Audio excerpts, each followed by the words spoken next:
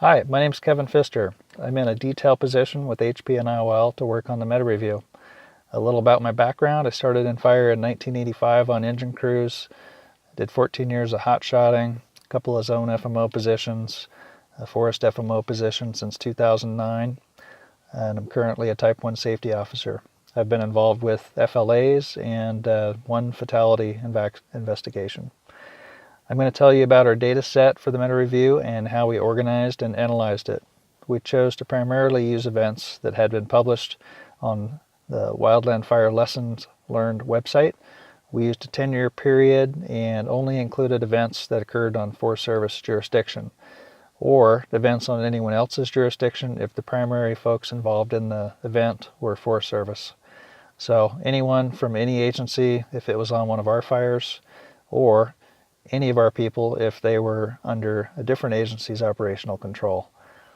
One last thing, we defined our people, our Forest Service people, as Forest Service employees, obviously, ADs, and also Forest Service contractors, including pilots.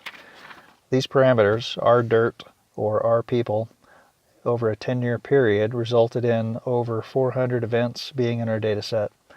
We then categorized them both by accident type and by activity underway.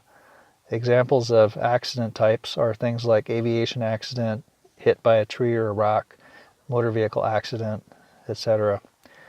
Examples of activity underway are things like chainsaw operations or driving. We then looked in depth at the top 3 accident types for both fatalities and injuries. We mapped out the conditions of influence for each event, resulting in over 1,400 conditions.